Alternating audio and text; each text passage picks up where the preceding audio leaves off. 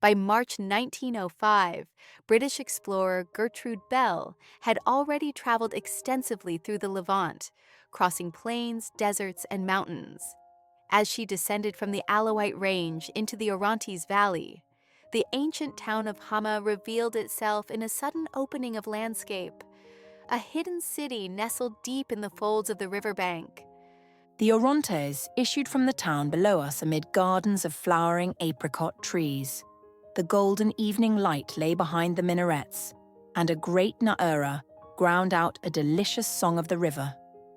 Hama's most iconic feature, the na'ura or water wheel, had for centuries lifted water from the Orontes to irrigate the terraces and orchards that ring the town. Originally introduced during the Byzantine period and perfected under Islamic rule, these vast wooden engineering marvels rotated with a groaning rhythm that mirrored the pulse of the town. By Bell's time, they had become symbols not only of utility but of beauty, deeply woven into Hama's urban identity. For picturesqueness, Hama is not to be outdone by any town in Syria. The broad river with its water wheels is a constant element of beauty. The black and white striped towers of the mosques an exquisite architectural feature. The narrow, partly vaulted streets are traps to hold unrivaled effects of sun and shadow. For all its romance, Hama's socio-political structure echoed older imperial models. Under the Ottomans, real power in the provinces often rested not with Istanbul, but with entrenched local dynasties. In exchange for taxes and nominal loyalty, families of wealth and land held wide autonomy. Hama's ruling elite exemplified this. 4 powerful Mohammedan families are reckoned as the aristocracy of the town, that of Azamzadeh, Tayfur, Kilani, and Barazi, of which last I had seen a member in Damascus. The combined income of each family is probably about £6,000 a year, all derived from land and villages, there being little trade in Hama.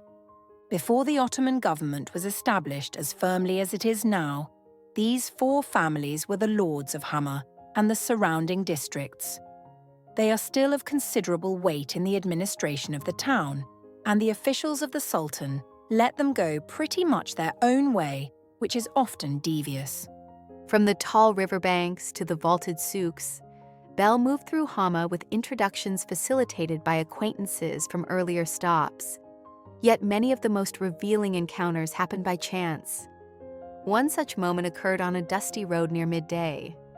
As we walked home to lunch, we met an aged Afghan clad in white. Having learnt that I was English, he approached me with a grin and a salute and said in Persian, "The English and the Afghans are close friends."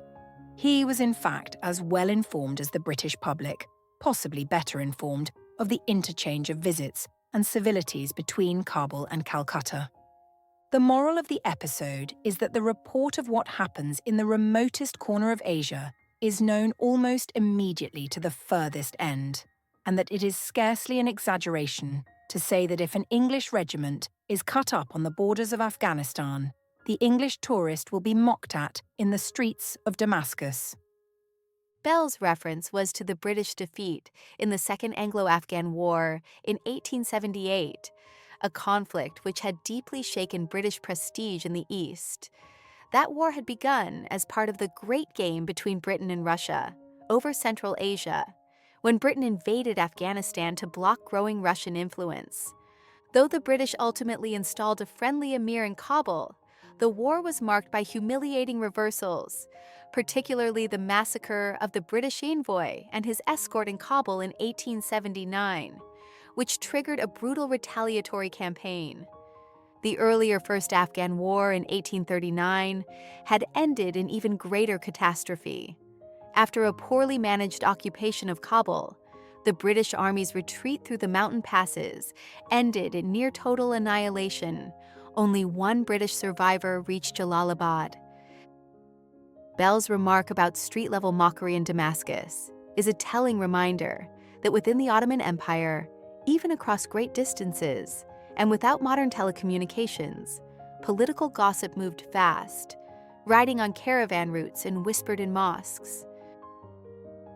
Empire, in these lands, had never required a common race or tongue to bind its peoples. Unlike the rising tide of nationalism in Europe, the Ottoman world was stitched together by a deeper fabric: Islam. This identity transcended tribal and geographic divisions, forming an invisible network of allegiance that echoed in every corner of the empire. Islam is the bond that unites the western and central parts of the continent, as it is the electric current by which the transmission of sentiment is effected, and its potency is increased by the fact that there is little or no sense of territorial nationality to counterbalance it. A Turk or a Persian does not think or speak of my country in the way that an Englishman or a Frenchman thinks and speaks. His patriotism is confined to the town of which he is a native, or at most, to the district in which that town lies. If you ask him to what nationality he belongs, he will reply, "I am a man of Isfahan," or "I am a man of Konya," as the case may be, just as the Syrian will reply that he is a native of Damascus or Aleppo. Bell's journey through Syria in 1905 was not her first. She had traveled the Levant 5 years earlier, when attitudes toward the British were marked by coolness or even disdain. Now, on her return, she sensed a shift in the atmosphere. Anglo-Muslim sentiment had warmed, not because of recent victories on the battlefield, but due to quieter, more calculated forms of imperial influence. The name of the English carries more weight than it has done for some time past. I noticed a very distinct difference between the general attitude towards us from that which I had observed with pain 5 years before, during the worst moments of the Boer War. The change of feeling is due, so far as I can judge from the conversations to which I listened, not so much to our victory in South Africa as to Lord Cromer's brilliant administration in Egypt, Lord Curzon's policy on the Persian Gulf, and the alliance with the conquering Japanese.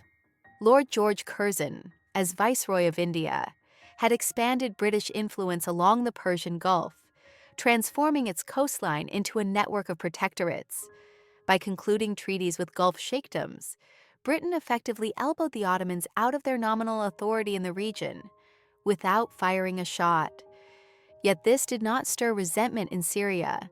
Rather, many Arab subjects of the Sultan admired British assertiveness, especially when contrasted with Ottoman bureaucratic indifference and military corruption. Bell's wanderings brought her to Al-Hadir, the Bedouin quarter. As in Damascus, Hama's urban design mirrored its demographic structure. Christians, Jews, tribal Arabs, and Turks each occupied distinct districts, a reflection of both segregation and symbiosis. The Eastern Quarter, the Hadir it is called, is essentially the Bedouin quarter. The city Arabic is replaced here by the rugged desert speech, and the bazaars are filled with Arabs who come in to buy coffee and tobacco and striped cloaks. It contains a beautiful little ruined mosque, said to be Seljuk, called El Hayat, the Mosque of Snakes, after the twisted columns of its windows. At the northern end of the courtyard is a chamber which holds the marble sarcophagus of Abul Fida, Prince of Hama, the famous geographer. He died in 1331. Abu al-Fida, a descendant of Saladin and a prince of the Ayyubid dynasty, was both a ruler and a scholar. The Ayyubids, founded by Saladin in the late 12th century, were a Kurdish dynasty that rose to prominence by recapturing Jerusalem from the Crusaders and establishing a network of semi-autonomous principalities across Syria and Egypt. Abu al-Fida ruled Hama in the early 14th century.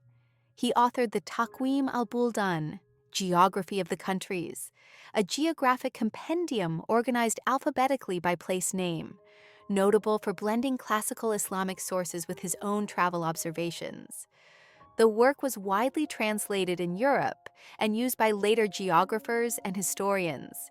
He also penned a Mukhtasar fi Tariq al-Bashar, a concise history of humanity, tracing human history from creation to his own day. His memory survives not only in Hama, but on the moon, where a crater bears his name. Traveling further afield, Bell was accompanied by a zaptier, a provincial soldier of the Ottoman gendarmerie, whose years of service had taken him across the empire's shifting frontiers. His stories, carried in a thick poetic Arabic, offered an oral archive of Ottoman logistics, tribal politics, and spiritual devotion. One tale began with a simple inquiry about the Hajj.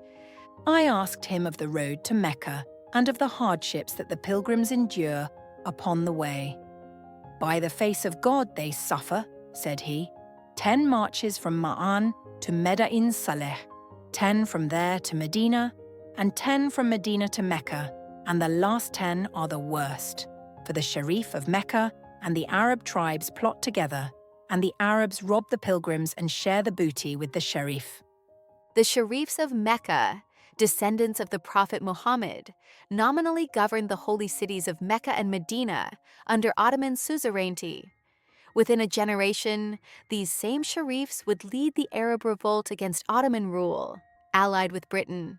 Their sons, Faisal and Abdullah, would be rewarded with the thrones of Iraq and Jordan respectively, outcomes shaped by British wartime strategy in the Hejaz, where Bell's personal acquaintance, T.E. Lawrence, played a central role in cultivating Hashemite alliances.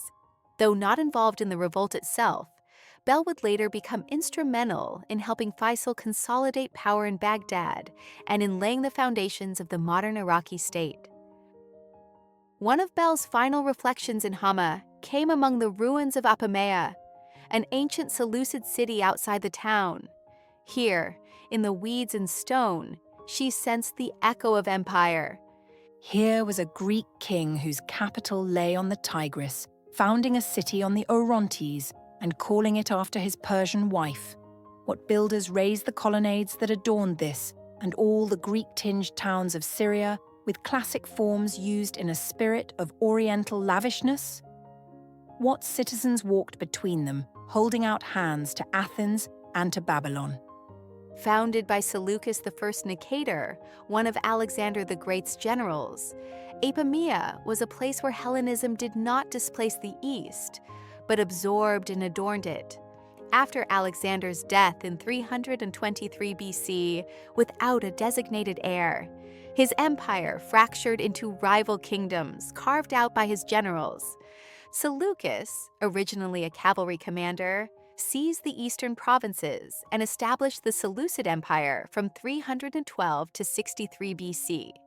In Syria, the Seleucids ruled for nearly 2.5 centuries before being replaced by the Romans, who absorbed their territory into the eastern provinces of the Republic.